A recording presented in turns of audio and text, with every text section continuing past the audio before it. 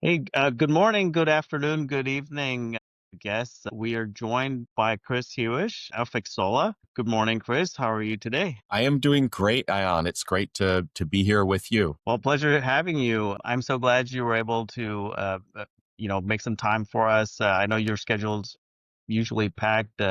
Being president of the company, it's not an easy feat. There's so many things that you have to kind of manage and just wrangle. So I appreciate you being with us this morning. Well, I'm always excited to get out there and talk about the games industry. So this is fun for me. Thanks for bringing me in. No, absolutely. I followed some of your videos on YouTube and some of your social. So I know that you're very involved as the face of the company. So it's great.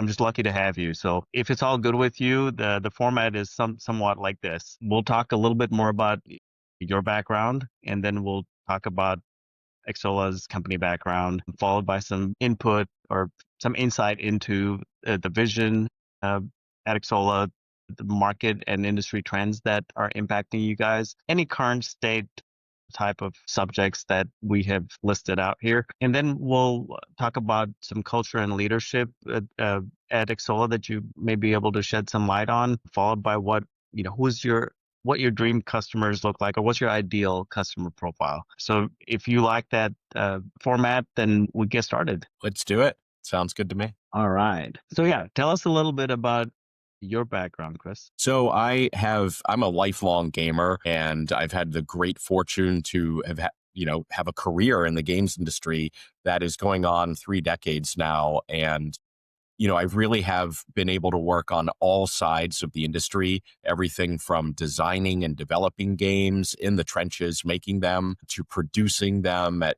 Activision, and publishing games and running slates and portfolios at companies like DreamWorks and Skydance. And I've really, had the ability to work on all sides of the business, and seen the business evolve and grow over the years as new platforms have evolved, game, genres have come online, and new ways to engage in business models. Seeing so many awesome things in the industry, which is now close to $200 billion a year in revenue as an industry, which is just incredible. It's massive. And, I joined Exola about 6 years ago.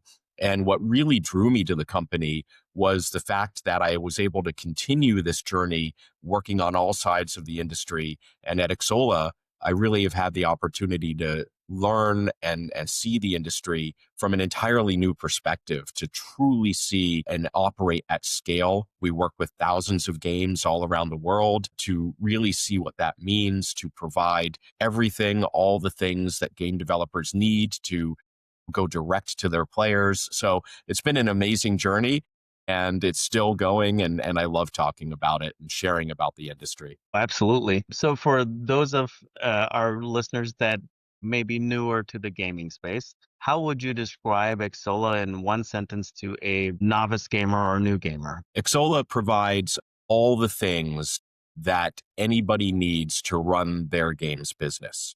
So we really want to provide all the things so that a game developer can just make a great game, and we handle all the rest for them and provide all of that for them. Got it. So when it comes to, you're trying to keep them doing what they do best, which is do the development piece. And then are you guys helping with the release and monetization, basically? Absolutely. So we provide all of the tool, everything, and all the things in one place that you would need. So that includes the ability to run payments. We act as the merchant of record. So we handle all of the taxes, the fraud and chargeback disputes, all of that back office stuff. We provide, the ability to build your own web shop or your own website to distribute your game, distribution technology, loyalty and reward programs to keep your players engaged, user acquisition software and products to be able to acquire users. So everything that falls into the monetizing players, acquiring players, retaining players, we provide solutions for all of that. Awesome. That's great. I'm sure some of the newer folks that are getting into the game dev space would benefit a lot from knowing that you guys are out there, and that they can just focus on what they do best, and then you guys can help them with the rest of the journey. So as the president, tell us a little bit about your role and how it fits into the big picture at Exola. So, my role as president really encompasses multiple things. One is to, really represent the company publicly and with our partners to make sure that we are really out there front and center, not just communicating what our vision and our value, proposition is and how we can help, but also really learning from our partners and staying connected to what's happening within the industry and bringing that back into the company to make sure that we always are providing the most valuable, most needed solutions for our partners. Also involves quite a bit working with what we like to call our sellers organization, which is our business development and marketing and communications teams. So really helping them get connected with our partners worldwide. Working very closely with our founder. We are a founder-led company. Amazing story there from our founder, which we can get into later, but really helping to ensure that his vision is communicated externally and internally. So many, many things, many special projects that come online. We're working with a number of governments around the world now on building up development hubs. And so, getting into some of that stuff, which is pretty cool, getting into the regulatory side of things to help ensure that the games industry is properly represented as new regulations come online that impact, how games are distributed and monetized. Quite a number of things. And, it's a lot of fun. Absolutely. No, that's a great insight. So thank you. What scale of players and transactions do you touch today? So we operate at a very large scale. We work with thousands of games that reach over 2 billion players worldwide. So we have quite a network, quite a scale that we work at. And we don't really publish financial figures, or anything on that regard. We are a private company, but we have consistently grown. We've grown probably 5x since I joined the company and continue on an amazing pace that's above the industry average. No, that's great. Can you summarize some of your partnerships with the payment processors, at least the big ones, for market awareness? Yeah, so just to take a step back, when it comes to working with payment partners, Exola, and this is an important distinction, there's two ways that you can go. There's PSPs, which are payment service providers, and those are, your banks, your Visa, your credit card companies, folks like that, highly regulated and licensed business, provide one service essentially. We operate as a merchant of record. And what that means is we actually aggregate all the different payment service providers and all the different alternative payment methods, everything out there. We work with over 1,000 different payment methods that are all connected through a single API or a single integration into your game. And what that does is it unlocks the ability for a game maker to transact with basically every player out there on the planet. Nobody is left out. And what I mean by that, when you go to the App Store, for instance, and you go to make a purchase, they actually are integrated with only a few hundred different payment methods worldwide. And a lot of people may think like, well, why does that matter? Well, it matters because there are in some regions, that leaves 40, 50, 60% of your players unable to actually transact with the game because their payment methods are not integrated. So we solve that problem. We work with everybody and also alternative payment methods with cryptocurrencies, with new things coming on like digital banking and all of this, right? That really means that we have these relationships with a massive network of payment providers globally. And it just means that our partners are able to benefit and transact, with everybody, and every player that wants to engage with their game can. Yeah, that's quite a feat, and to manage all the breadth of the geographies and all the various payment types, because there's so much, right? If you look at China, for example, they use Alipay. If you look at India, they've got GPay and UPI Mhm.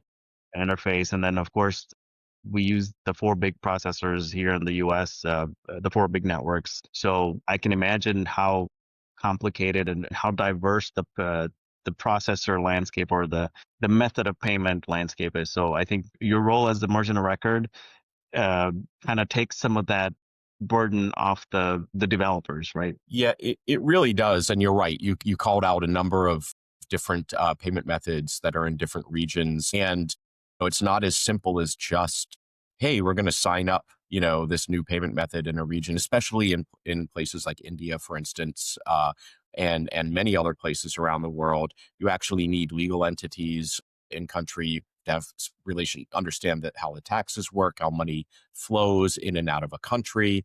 There's so much complexity that goes on under the hood, and that's what we specialize in. Like we do all the things, we do the hard things, so that again, at the end of the day, it's just seems like it's just easy for our partners. They're just engaging with more players and generating more revenue. So it's pretty cool. Oh, that's great. So I was going to ask you about, what do most non-gaming fintech people misunderstand about game payments? So I think we can tie this to some of what you just said. Yeah, I think there's a couple of things. One, most non-gaming fintech people probably are using one of the major credit cards or PayPal or something like that. And they just don't realize, or they misunderstand that there's a huge, probably the majority of people around the world do not have access to that kind of financial tool.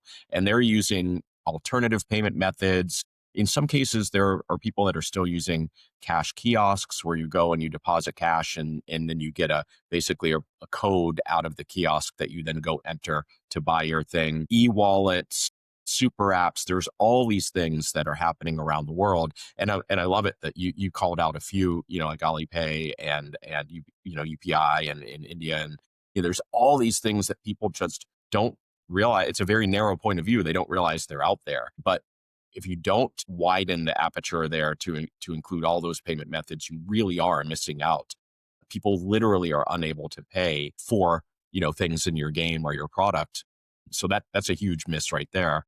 And then I think beyond that, when people, non-fintech people or non-gaming fintech people hear payments, so they assume that it's really just checkout.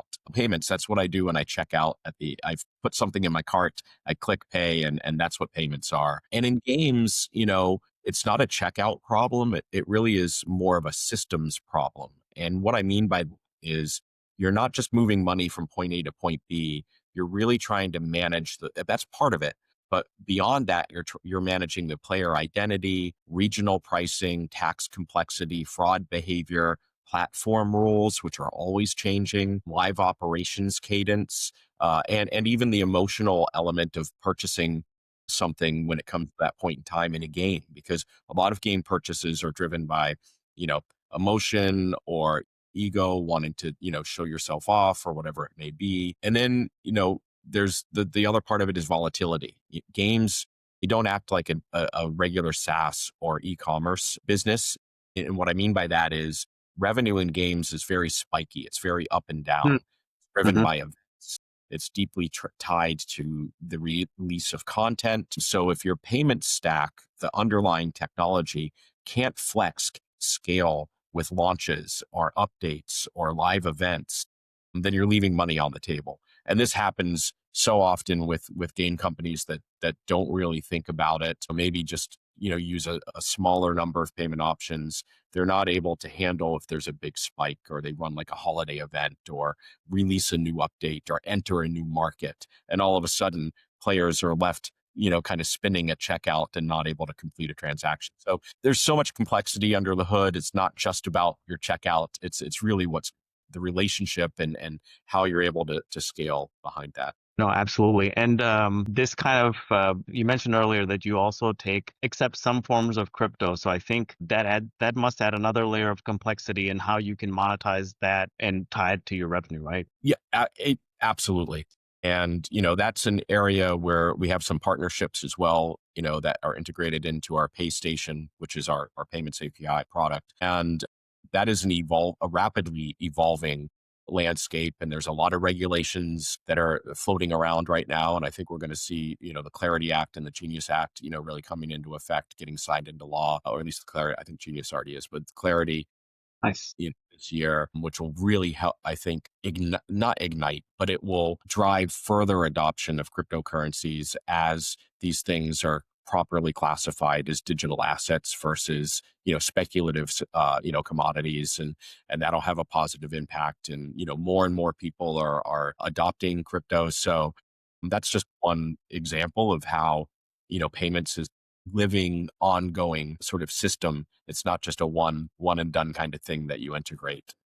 No, for sure. In terms of industry trends, what are some trends that you're currently seeing and how are they impacting your business? Yeah, I think, the big trend that we're seeing is what I like to call the Great Unbundling. And what I mean by that is it's an unbundling of distribution, how games are delivered to people from the e-commerce and the player relationships, how those games generate revenue and how they build relationships with players. Hmm. And what I'm talking about there is for many years now, especially in the mobile space, all of that has been tied together. You went to one place, the App Store, our gatekeeper, to find your game, to download your game, to spend on your game. And that's where any sense of sort of community or relationship with other players and the developers resided. And quite frankly, that last part you weren't even allowed to do as a developer. You didn't know who your players were. You couldn't communicate with them through the app. There was a lot going on there. So because of number of regulatory movements around the world, like the Digital Markets Act in Europe, there's regulations in Japan, many other countries now, South Korea, and more, and legal cases in the US, really driven by Epic versus Apple, Epic versus Google. We have now seen, from a regulatory and a legal standpoint, a forcing of these gatekeepers to open up and allow developers to pursue direct e-commerce with their players, to be able to build direct relationships with their players while still distributing the game through the platform. And this is really important because it just anytime you can get more control of your business, anytime you can develop a closer relationship with your players, have more optionality in how you run the business, it's a win, right, for developers and consumers at the end of the day. So that's a huge trend. We've seen the momentum building over the past few years, and I think we really are breaking through this year.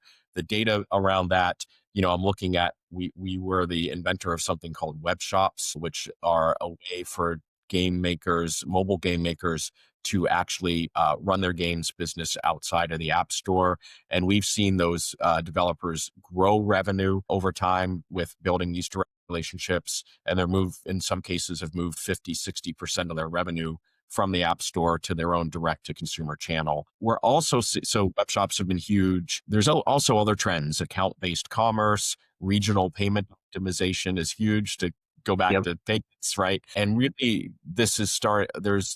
these are examples of trends that we're seeing that are being driven by margin pressure and the need for better player data. So games, they continue to grow, but one could argue that they are entering a phase, kind of more of a mature market phase, where the growth is not necessarily coming from the rapid acquisition of new users, right?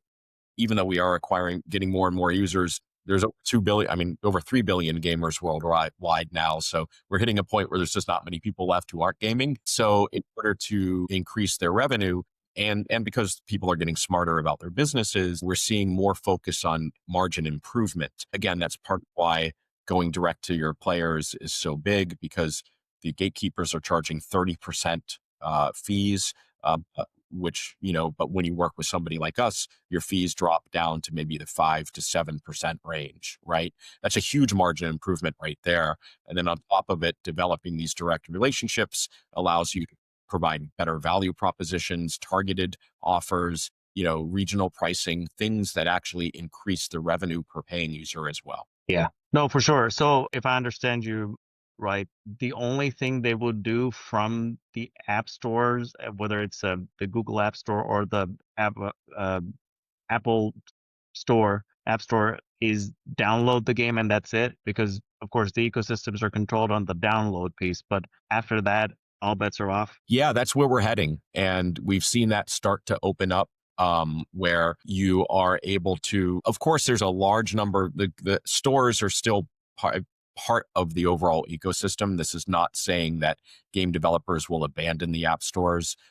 No, no, no. We're evolving so that there's now alternative sort of revenue streams and business channels, which is just healthy. So the app stores will continue to be there. People will find games and download them there. They'll still even engage and transact right through, the default payments and all of that. It's fine. But we'll also see, and what we have seen over the past few years, is developers are now building up channels outside of the App Store so that you can download something in the App Store, or even on PC, you can go to a PC, portal and download a game, and then you can connect with your players and say, hey, by the way, you might be playing the game through this platform, but over here, there's a whole community and a whole wealth of value that you can come to on our website. You can actually provide other offers that you can't get on the platforms. And then the convergence is the ability, and in some markets we're there, other markets we're not there yet, but the ability to replace the payment methods actually on the platform. So, instead of using, the default payments, you would use, a third party payment system like ours. And by the way, we actually have Apple Pay, Google Pay integrated in our APIs. So those are also available. It's just expanding the coverage beyond Sure. there. No, that's great. So as far as let's shift into a little bit about the current state and then product and growth. What is a typical or the most common use case for your platform, if you were to put it in a simple one-liner? Yep. So really the use case for our platform is connecting directly with your players. Perfect. Yeah. And I think we talked about how that happens and the way you guys streamline it, I think there's a lot of value. And I did kind of follow that you guys' motto is developer first and gamer first, right? That's it. There's everything else is secondary. Yeah, absolutely. We really want to empower game developers to connect directly with their players and build the best possible relationship. In doing so, improve their business and at the same time understand their players better and improve, what their players are experiencing as well. And, anytime you can get that direct relationship, there's no middleman in there. We aren't in there telling people how to use our products or what hey, you need to do this we can provide insights for sure.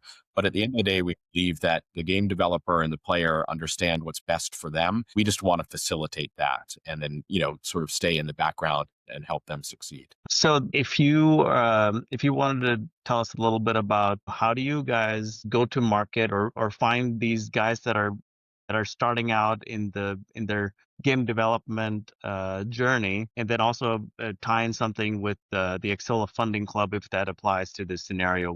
Tell us a little bit about that. Sure. So we are incredibly active in the gaming community. We attend pretty much all of the events that are out there. I believe we did over 200 events last year. And so we really are intentionally out there in the trenches, meeting our partners where they are. And we do this all around the world. We have offices everywhere, every continent. I believe now we have offices and then multiple offices. So all over the world, we want to be close to our partners, understand what their needs are. So for us, events are a big piece of it. It's the best way to get out there and stay current, stay connected with everybody. We also support the industry.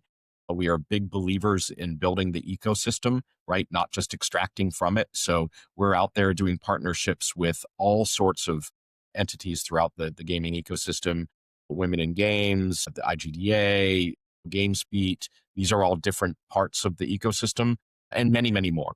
And then also building up locally. So as I mentioned, we've partnered with a number of governments around the world to help build accelerators and incubators in country, because we really believe the next hit game can come from anywhere.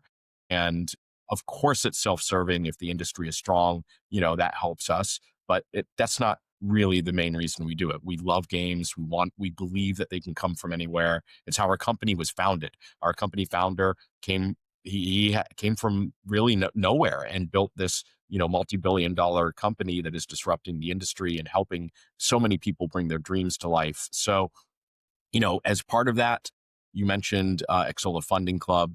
That's an example of something that we do. where we actually don't charge a fee for that. We get no revenue benefit from that, but we have helped many game developers out there actually find funding for their games. And we do that as a service to the industry where we love to leverage our network, all of our connections. The funding club is literally a club of several hundred game publishers, game investors who understand that we will present them opportunities that we've pre-vetted, right? We've done the heavy lifting of looking at this and saying, is there something here or not? And if it's something that we would invest in personally, then it's like, yeah, let's introduce it to the club, right? And again, there's no fee for that. We make those intros, we step back and, watch the magic happen. And, that's amazing. And we really put, kind of our effort and our money where our mouths are in regards to supporting the industry. And in return, that helps to build up awareness, gets exposure, all of that. But there's no requirements. If you're working with us and go through Funding Club or any of our other initiatives, we're not making this like a gotcha, like you have to, use us, right, as the tree. It's like, no, you know what? We believe that along the way you'll see that we provide something great and you'll make your own choice. But that doesn't matter. We want to get your dream brought to life and help you do that.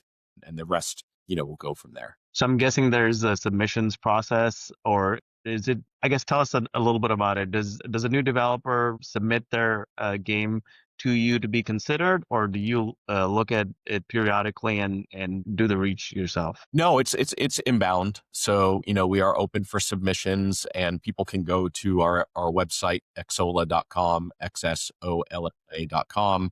And there's a funding section in there with, instructions on how to submit to the funding club.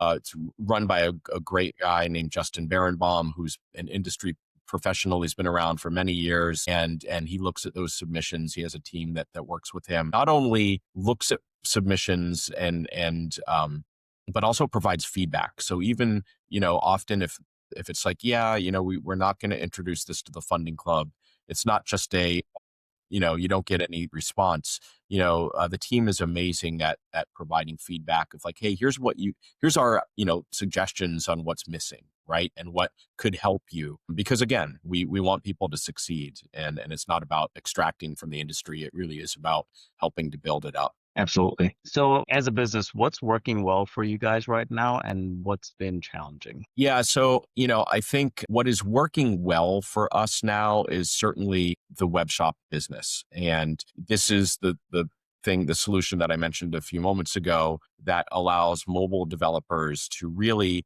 grow their business, evolve it beyond just the app stores or the gatekeepers. And this business has done phenomenally well for us. We've seen a huge appetite for it in the industry. So we continue to lean into that, expand the offerings there. And that sort of segues into the overall growth of the company, where we have really seen a lot of success and things working as we expand beyond just monetization and really get into the user acquisition and the retention side of things with products like OfferWall, loyalty as a service, our publishing service solution. So, many, many more things.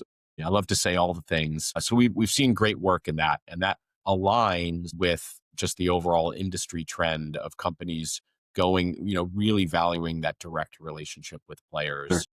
So Sure. that's been, great. And that's really, where we continue to lean into. Okay.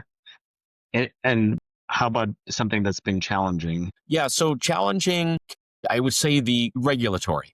And what I mean by that is it's not that that's a bad thing. It's actually a good thing because it's helping this direct to player movement, but it's the sort of fragmentation of regulations around the world, right? Where, as I mentioned earlier, when I say regulations, it's an umbrella term that encapsulates both governmental regulations, but also legal rulings and legal sort of pressures. Countries all around the world are looking at how privacy is handled, how, gatekeepers are kind of operating as monopolies and unfair business practices, all of these things that are being addressed and they should be addressed, right? For the health of the industry, to the benefit of the players. This is amazing. but it does create a fragmented landscape that, fortunately we're able to stay on top of because we operate at scale. We have a large team of people that focus, their only job is to stay on top of regulations and compliance, rules and all of the tax rules and all of this stuff worldwide. But that does create, that is something that has, as the industry grows, it really didn't face a few years ago. But now it does have to deal with. Fortunately, we're well prepared for that. We were already focused on it because of our merchant of record model. It meant that we already had to stay on top of compliance around the world. So these other regulatory things kind of fall are in our wheelhouse to handle. That has been kind of new in regards to how we look at the business, how, for me, even how I'm doing my job, who I'm talking with on a daily basis, getting more involved with regulatory bodies to make sure that we're represented properly. So that's been a new area for us. Yeah, as with most businesses that are global, I'm sure that you've got a team that is doing a lot of this regulatory analysis, homework, prerequisite gathering, and just kind of it's almost like having go-to-market teams for each new market, right? Or those that keep an eye on these changing trends and regulations and legislations. It really is. And, that is something that, for your listeners out there, anybody who's running a digital business globally, whether it's games or anything else, I would say, don't get don't be afraid of the fact that there's all these regulations and this fragmentation that's out there. That can actually be leveraged to be a strength. If it's a weakness for people that ignore it, right, or try to do it all themselves, but it can become a competitive advantage for people that say, okay, hey, you know what? I understand that this is all happening. It's creating more opportunity. Let me find the right partner to help me take advantage of that. And then all of a sudden, you're really separated from the competitors who just aren't thinking about it or are getting overwhelmed. And that's companies like ours, are out there to help. Yeah.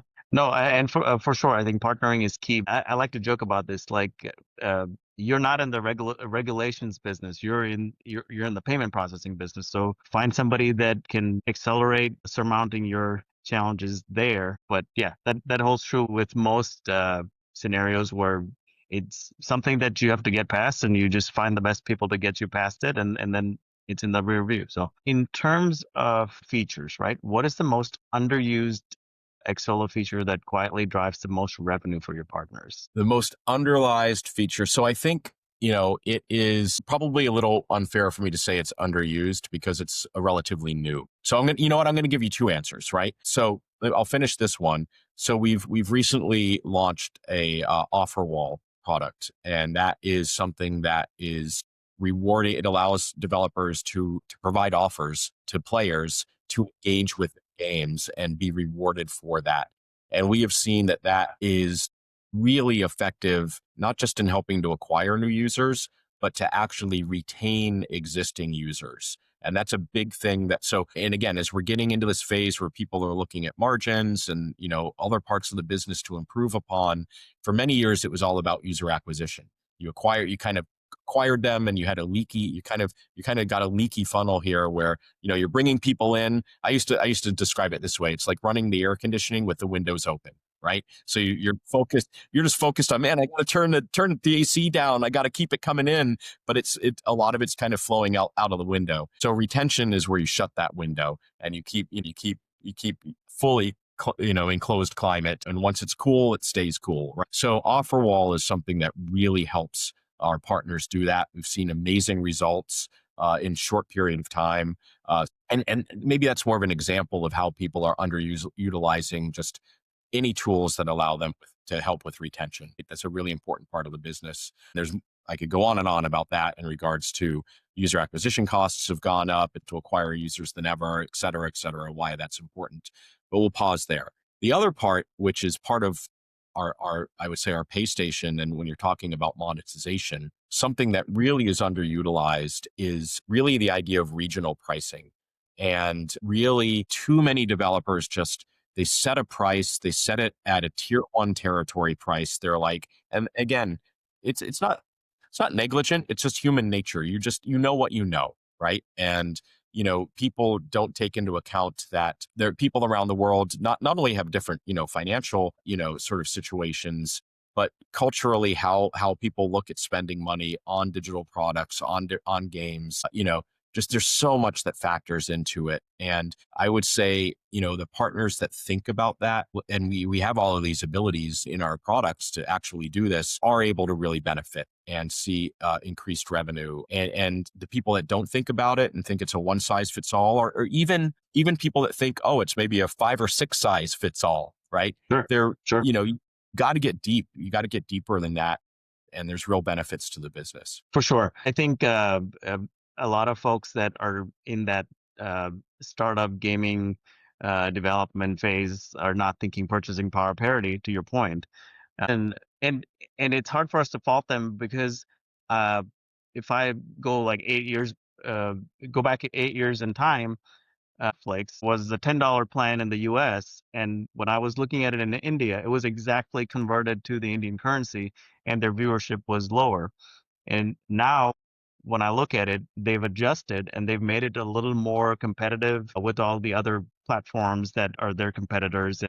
I think there's a lot of value in having a platform like you guys give some pricing advice or help set that market to market, country to country benchmark, if you will, to those that are trying to break into that. Because let's face it, right? The most populous countries have a lower purchasing power parity compared to the tier one markets. And so, how do you get the most traction? And not only that, they have the cheapest data, the most mobile devices in the whole world. So yeah, I totally resonate with the purchasing parity on that. So in terms of metrics, what are you most focused on improving at Exola? Yeah. So metrics in regards to for our partners, I'm assuming, right? Not internal metrics or. Performance, we can talk about your conversion from somebody that's just casually browsing, or if you've got, I haven't explored your marketing, but if you had some type of a lead magnet where there's folks coming in and taking a look, and the conversion, there's a tripwire offer where there's fewer people that are actually converting. So more of those commercialization metrics. Let's just say Yeah. that. So I think, I would say there's 3 things. And first and foremost, we are looking to help and this is for our partners, help them improve net revenue per active player or payer rather. So, we really want to help them if so in a lot in games, there's been a big shift towards what's called free to play. And that's where the majority of revenue is coming from. But ironically, only a a fraction of players actually pay on games, anywhere from 3 to 5% of players and on average. And so it's really important. And those paying players are often willing to pay, there's not a lot of, they'll pay more, right? If the value proposition is there. So we're looking at how can you increase the revenue per active payer, because that's really durable. We're also looking at helping our partners not convert, that's not right, but find ways to monetize non-paying players, right? And that could be helping to convert them to payer by helping them stay engaged longer. Could be a lot of games just do that through serving ads, but we're looking at other ways to monetize them through, like offers and offer wall things that I've said, loyalty programs. So, ways that are maybe a little less intrusive than the ad-based model. And then providing additional options beyond just, micropayments, subscriptions, upfront payments, different things that battle passes. So that's all under the revenue part of it. I would say the next one is really, and this is a wonky one, but the payment success and recovery rates. So anyone that runs an e-commerce business will be familiar with, hey, what's happening at checkout? How many abandoned carts are there? How many rejected payment, attempts are there, right? So we really focus on that, on removing that friction and making sure that that all goes through and is smooth. And at the same time, if there are disputes either with players or credit card or payment companies or whatever banks, we get in and we actually advocate on behalf of our developers to help reduce, improve their success rate there, their recovery rate, and then fraud prevention. This is all under kind of a similar bucket, but fraud prevention, because the more fraud we can prevent, the better it is for your player base, but actually it just helps with fees and all these types of things. Yeah. And then, thirdly, I would say we really are also looking at how can we, again, this is kind of a bucket thing, but how can we help our partners provide better value to their players? And that really leans into that player relationship. And so we have the ability to see, a complete view of your data stack, not just the gameplay data, but the payments data, the engagement data on platform, all of these things that help you build a full picture of your players. And then you can understand what they value, what they truly value by, all the way down to the individual, provide more of that, which then the players, respond well to. Mhm. So, yeah, so those are really some of the high level metrics and ideas of what we look at. Now, thanks for sharing those. This is a fun one. Is there a poster child example of someone that switched to Exola and that materially changed that studio or that producer's revenue trajectory? Do you have any examples that you're like, hey, this is a great? Yeah, for sure. By the way, we do release case studies through our site, so people can go find those. I don't like to talk about specific Sure, developers without, because it's, that's fine. again, it's their businesses. But I can give you some examples that are, we've removed kind of the names there. So, we've seen a number of big studios, and we work with all the big companies around the world as well as the smallest, right? Thousands of games and developers. We have seen names that you would recognize uh, on the mobile side use our web shops, and they have been able to generate 20 to 40% incremental revenue between improved margins and increased revenue per paying user by going to these web shops. And as part of that, moving anywhere from 30, 50, in some cases 60% of the revenue that their game is generating from the app store to their web shop, right? And that's just beyond our expectations, right? When we launched That this, is it really is. We had, and then beyond that, we've had there was a kids RPG game that we worked with a few years ago that launched a web shop. Over the next year, they generated 32 million in additional revenue. This is not margin improvement. This is straight up additional revenue because they were able to do direct to consumer sales, implemented tailored pricing, promotional strategies. We had a strategy game that in just over a year generated another 16.2 million in revenue growth through web shop. And then even non-game revenues, when you look at the funding club, which we spoke about earlier, we have a 1 in 8 funding success rate, which is 20 times the industry average. And that's because we pre-screen and we curate and we help our game partners refine their pitches so that when they do get in front of an investor, it is much more likely to get funded. So these are just some of the things, but it's all about the power of owning the relationship. Yeah.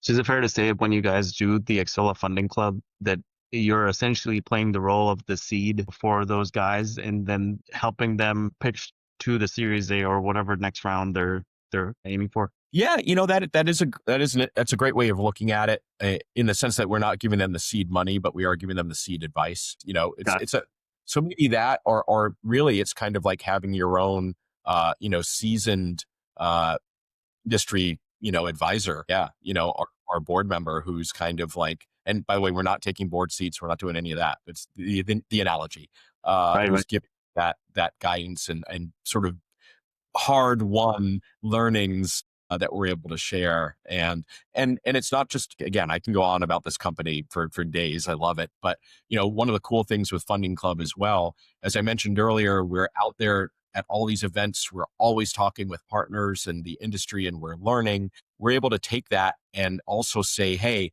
you know what? Here's what's currently happening in the funding space. It's different than what people were looking for 6 months ago. There's different pressures, there's different, things that are hot or not. And we can provide that, real time, in the moment success, option, what works to our partners. Sure.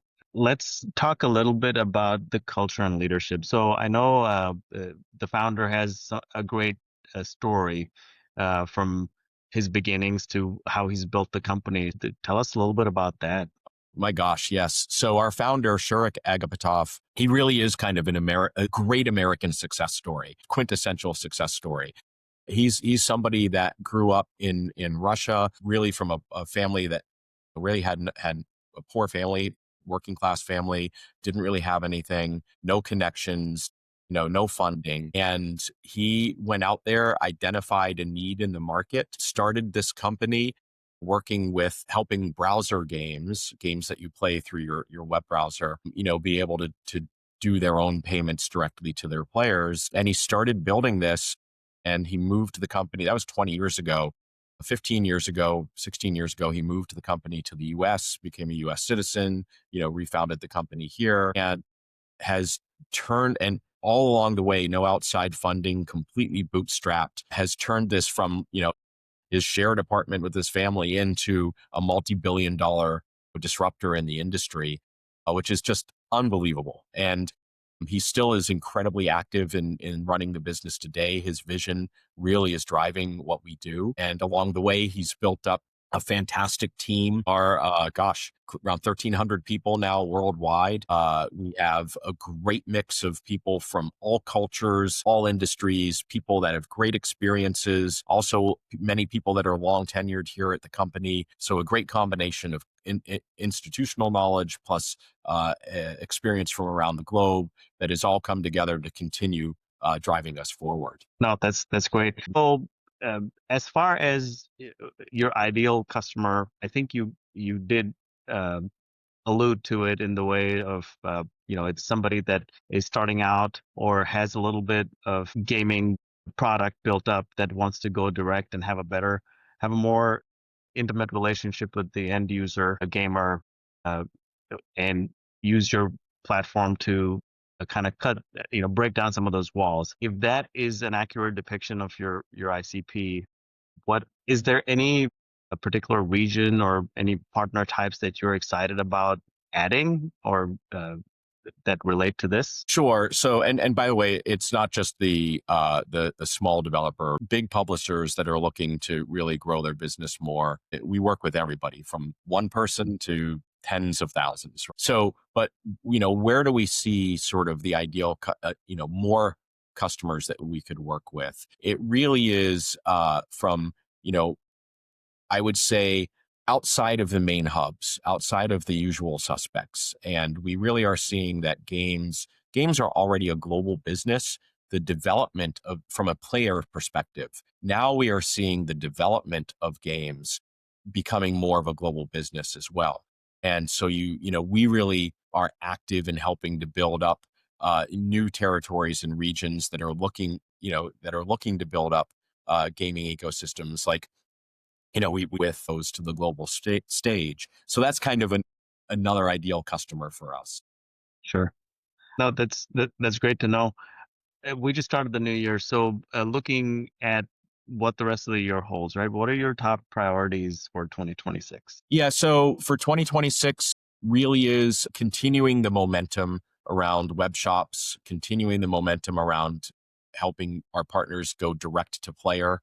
And, I say direct to player because that's more of a system and philosophical approach beyond just direct to consumer, which is more of a mechanical. Here's the tools you use. So direct to consumer is part of this whole idea of connecting directly with your players. Also, continuing to grow the business and providing solutions and products to our partners that help them acquire users and retain users. So not just monetize, but all three: monetize, acquire, and retain. So the more we can do on those fronts, that really is directionally, for us, what's big this year. No, that's great. So if you were to look back in at the end of the year, what would business growth uh, look like for 2026 on the lines of monetize, acquire, retain, and so on? Yeah, I think from a business perspective, it would be shortening the learning curve for adoption of all these. Not just, I mean, it's pretty quick to adopt the tech, but the philosophy. And so organizationally, seeing that learning curve, it still takes a little too long for a lot of companies to embrace this shift, which I understand. It's like, okay, do we have the capabilities? Will it disrupt existing, revenue streams if we move, you know, revenue and players off of the platforms to our own direct channels? What does that have a negative impact? We don't want to hurt, revenue or anything. So, you know, continuing to shorten that, process, which we've done a great job on over the past few years, but continuing that. And then I think the second part, just as important, is helping more studios understand that commerce and writ large, all of these things is not a late stage concern.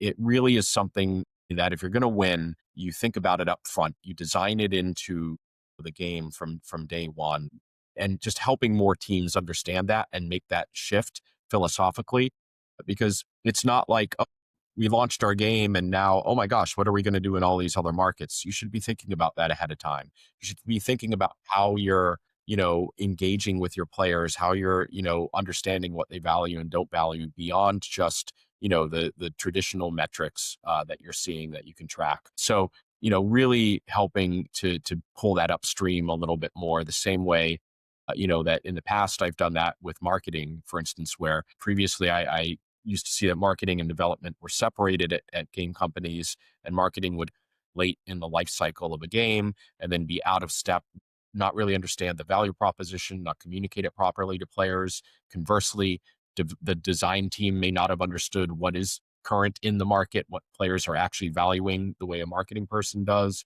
So I actually embedded the marketing teams at the studios, and from day one, marketing folks sitting in on design meetings, tremendous, was made of tremendous help to the whole process. So now we do the same thing with your business, person, get them in early so that they can be part of building out the whole game. I think it's quite a paradigm shift if you ask me, because you're taking the creative minds that are generating traffic and putting them in the room with the creative minds that are building the product. So I don't see how that cannot succeed. So yeah, I never thought about it this way, but I think that's a secret sauce. So it's And it really good. really is. I mean, to use any analogy, you don't, like if you're thinking of a sports team, you have people that all play different roles, you know, they train together from day one, right? Right. So, why not do that with games? And the result is you have a team that works better together, that trusts one another, that represents the audience properly, as well as the developers' dreams. It just, in my experience, that all works better. And we've seen that, statistically as well. So, helping studios get there is a great, that would be a great place for us to be as an industry. No, I hear you and totally agree. This is a very good shift in uh, aligning the two groups that traditionally never really shared the same space. So there's another fun one. If you had a magic wand to fix one thing in your business, what would it be? I think we actually just talked about it a little bit. If I could fix anything, it would be literally what we just spoke about. Okay. Developers and game makers and marketers and business and monetization and commerce people all working together from day one. No, that's definitely something that can really accelerate success. Where do you guys see the company in the next 1 to 3 years? Yeah, I mean, it's a great question. We already are the leader in global game commerce, right? So obviously retaining that and building upon it. And, we really want, our mission is to, as I said, provide all the things that our partners need. So where do I see us in the next 3 years? Or 1 to 3 years? It would be really for people to understand that we're more than just the payments side of things, and looking at Exola as this is our one-stop solution for all the things we need: monetization, user acquisition, retention, knowledge, right? That advisor who's going to, give us knowledge that we can use as we see best to run our games business. All of this, and that means, that we've got deeper infrastructure, more feature-rich infrastructure, broader global coverage, tighter integration across identity, payments, monetization operations. We already do all of this, but just leaning into it more. And then, growth itself will come just from serving more studios, more regions, more business, models, and all the while keeping our focus. Yeah. And I think having the type of leadership that you guys do and the structure, the ownership structure that you guys have will definitely help drive some of this decision making to make things, a lot more expedited and less stuck with approvals. And so I'm pretty excited to see what the next 1 to 3 years bring for you guys. The mobile base of customers just keeps growing, and there's so much that can be done. And gosh, with AI getting into so many spaces, I just can't help but wonder what it will do for game developers, and how somebody with average or below average skills, but someone that has a lot of creativity can develop and bring to you guys to say, hey, I've put this together, help me get this to the masses. So yeah, we've got some bonus questions if you have a few more Okay. minutes. So when should a studio pick Exola instead of other gaming or MMR providers, or an app store only strategy? So, this really leans into Exola's, real competitive advantage. We only focus on the games industry. Many of these other solutions out there, they're kind of general commerce, not game commerce. And that's really important because it impacts the types of features and products that they're offering. Games are really reliant on things that a lot of other industries aren't necessarily utilizing, like live operations, and really looking at the player experience throughout the entire, not just gameplay process, but the how they're engaging with your game, from spending and relating to other players and your community and all of this. So when you're looking at these general commerce solutions, they just don't they're focused everywhere, right? So they don't really have as deep of a feature set or tech stack that's focused only on supporting games. And so that means that as a game developer, there's a lot of stuff you have to build yourself, right? Or you have to go find other, it's not just a one-stop shop. You have to go find 4, 5, 6, 10 different providers to get everything that you need. And then you have to integrate all of that. You have to stay on top of updates and make sure everything's working together. And invariably stuff breaks down because you're working with too many different vendors, and the costs go way above what you would pay on a platform because everybody's getting their 5, 10, 20% at that point, right? So for us, it really is, we provide everything in one space, one fee. We don't have additional fees. You just get everything. Beyond that, we also operate as the merchant of record as a core part of our business. So with some of these other providers, you have to go find somebody to handle your merchant of your taxes, your VAT, your compliance. They're going to charge more, right? And you have to plug that Mhm. in. So there's just a lot of complexity when you piecemeal it. And then also global coverage. None of these other companies have the coverage that we do globally. So again, you're leaving money on the table because either you're not engaging in those other regions or with those other payment methods, Yes. or you have to go piecemeal all of that together. And that all of a sudden, that's your full-time job, right? You're not making games, you're managing this Frankenstein infrastructure stack. Whereas with us, it's like, nope, it's a simple, single, Yeah. unified stack. We're good to go. No, I love it. It keeps people in their lane and not worrying about things that they don't need to worry about. Lastly, how do you see web shops and direct-to-player commerce evolving in the next 5 years? So they'll continue to grow and evolve. And again, to be clear, this is not replacing the app stores. It's just, I think it's building out the ecosystem to provide more value to players, more options. There'll be very great web shops are complementary to the app stores.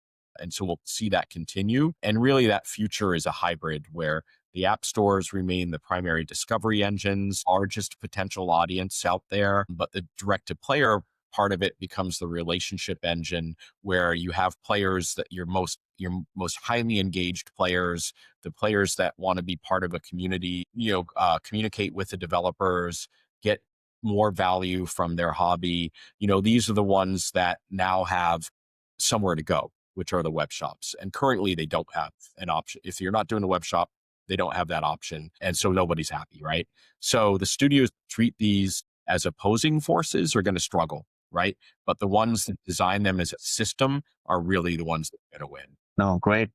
Well, Chris, the insights have been wonderful. I've learned a lot today that, I was taking for granted in terms of what happens behind the scenes and how do we take games to the market in and out of the App Store and along with the App Store. So it's been wonderful. Thank you so much for making the time. And, yeah, it's all the best to Exola in, becoming the number one MOR in the next, few years. It sounds like an exciting time to be here in this space. And with the advantages that you guys have, I think it's definitely a force that can change the market. Well, thank you, Ayan, and thank you for giving me the platform to talk about all the things that we do. And as we like to say around here, enjoy the game. Thank you so much.